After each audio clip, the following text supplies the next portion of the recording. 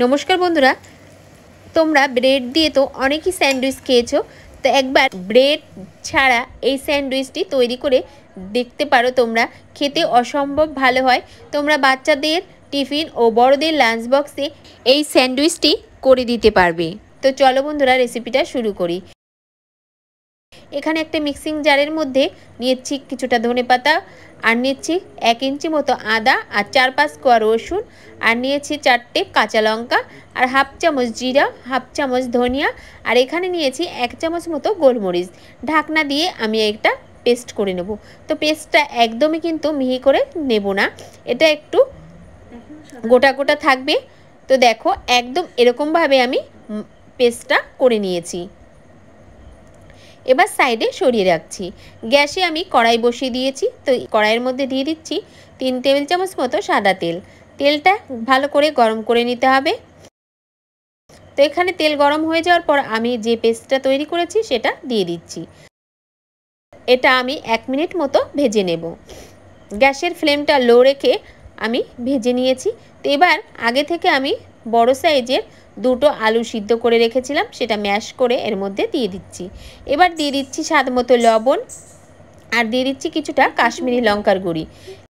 তো এখানে আমি আগে থেকে 2 চামচ মতো সুইট কর্ন সিদ্ধ করে নিয়েছিলাম, তো সেটা দিয়ে দিচ্ছি। এবার ভালো করে মিশিয়ে আমি এটা রান্না করে নেব 2 মিনিট মতো গ্যাসের ফ্লেমটা লো রেখে। आज यदि कोनो नतून बंधु आमार भिडियोटी देखे थाको, भिडियोटी भालो लागले अवश्यई आमार चैनलटी सबस्क्राइब करे पाशे थाका बेल बाटनटी क्लिक करे नेबे। तो एखाने आमी नामानोर आगे किछुटा गरम मशला गुঁড়ি दिए भालो करे मिशिए तारपर नामिये नेब। एकटा प्लेटेर उपर आमी आलुर पुरटा नामिये निয়েছি। এখন আমি কড়াইটা ধুয়ে আবারও তেল দিয়ে দিচ্ছি। আমি এখানে পরিমাণ মতো তেল দিয়েছি। এবার হাফ চামচ জিরে হাফ চামচ জোয়ান, এবার জিরে আর জোয়ানটা একটু ভেজে তার মধ্যে দিয়ে দেব আমি এই বাটির 1.5 বাটি সুজি। তো এখানে আমি 200 গ্রাম সুজি নিয়েছি। এবার ভালো করে সুজিটা গ্যাসের ফ্লেমটা লো রেখে ভেজে নিতে হবে। তো এখানে হালকা করে আমি ভেজে নিয়েছি। এবার ভাজা হয়ে গেছে, এর মধ্যে দিয়ে দিচ্ছি আমি সেই বাটিরই 1.5 বাটি জল। এবার ভালো করে মিশিয়ে রান্না করে নেব। তো যতক্ষণ না একটা ডোয়ের মতন আকার নিচ্ছে ততক্ষণ রান্না করে নিতে হবে। তো এখানে একটা ডোয়ের আকার নিয়ে নিয়েছে। তো এবার আমি একটা প্লেটের উপর নামিয়ে নিচ্ছি।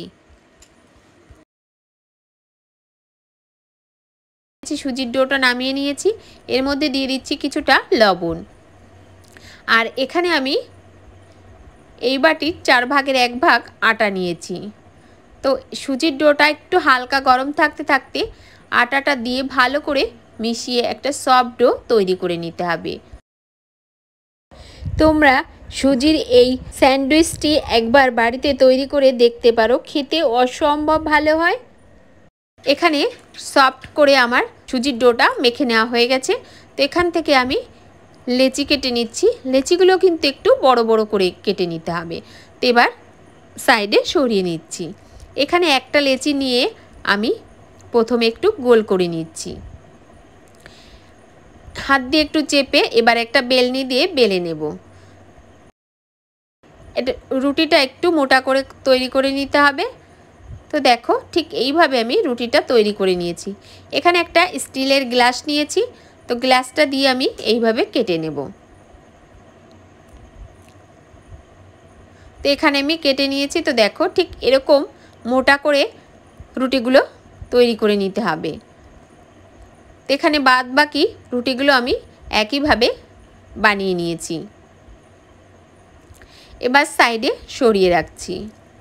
এখানে আলুর পুরটা কিন্তু আমার ঠান্ডা হয়ে গেছে। এখন সাইডে সরিয়ে রাখছি। তো একটা প্লেটের উপর আমি কিছুটা আলুর পুর আর সুজির যে রুটিগুলো বানিয়ে রেখেছি সেগুলো নিয়ে নিয়েছি। এখান থেকে আলুর পুর কিছুটা নিয়ে গোল করে নিতে হবে প্রথমে, তারপর হাতের তালুর উপর রেখে এইভাবে চেপে নিতে হবে। চেপে আমি রুটির মাপের মতো গোল করে নিচ্ছি। তো এখানে একটা সুজির রুটি নিয়েছি। এবার আলুর পুরটা এইভাবে দিয়ে দিতে হবে। তারপর আমি আরও একটি এইভাবে সুজির রুটিটা দিয়ে নিয়েছি। এবার আমি স্যান্ডউইচটা একটা চাকু দিয়ে এইভাবে উপরে হালকা হাতে একটু ডিজাইন করে নেব। তো এইভাবে প্রথমে লম্বা লম্বা করে চেপে দাগ টেনে নিয়েছি। তো সাইড দিয়ে ঠিক একইভাবে আমি আবারও দাগ টেনে নেব। তো এই কাজটা কিন্তু একদমই হালকাভাবে করে নিতে হবে। তো আমার তৈরি হয়ে গেছে স্যান্ডউইচ। তো এখানে বাদ বাকি স্যান্ডউইচগুলো একইভাবে আমি ডিজাইন করে নিয়েছি। তো দেখো কি দারুণ লাগছে। এবার সাইডে সরিয়ে নিচ্ছি। এদিকে আমি আগের থেকে গ্যাসে ফ্রাই প্যানে তেল গরম বসিয়ে দিয়েছিলাম।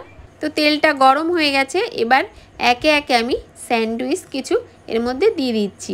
একদমই কম তেলে এই স্যান্ডউইচগুলো ভেজে নিতে হবে। এবার কিছুক্ষণ বাদে আমি উল্টে নিচ্ছি। গ্যাসের ফ্লেমটা লো রেখে স্যান্ডউইচগুলো ভেজে নিতে হবে। আর এই স্যান্ডউইচের রেসিপিটা তোমাদের যদি ভালো লেগে থাকে অবশ্যই বাড়িতে তৈরি করবে। আর তৈরি করলে ছোট্ট একটি কমেন্ট করে জানাতে ভুলবে না খেতে কেমন হয়েছিল। তো এখানে উল্টে পাল্টে একটু হালকা লাল করে ভেজে নিতে হবে। এখানে আমি আবারও উল্টে দিচ্ছি। তো এখানে আমার স্যান্ডউইচগুলো ভেজে নেওয়া হয়ে গেছে। তো দেখেই তোমরা বুঝতে পারছো কতটা লাল করে ভাজতে হবে। তো একে একে আমি তেল থেকে স্যান্ডউইচগুলো তুলে নিচ্ছি। বাদ বাকি স্যান্ডউইচগুলো আমি একইভাবে ভেজে নিয়েছি। তো প্লেটের উপর নামিয়ে নিচ্ছি। তো এখান থেকে তোমাদের একটা স্যান্ডউইচ আমি একটু দেখিয়ে দিচ্ছি। তো দেখো এই স্যান্ডউইচগুলো খেতে অসম্ভব ভালো হয়। তোমরা টমেটো সস বা ধনেপাতার চাটনি দিয়ে এই স্যান্ডউইচগুলো খেতে পারবে। আজকের মতো এখানেই বিদায় নিচ্ছি। তো আবার দেখা হবে নতুন কোনো রেসিপি নিয়ে। ততক্ষণ ভালো থাকবে, সুস্থ থাকবে।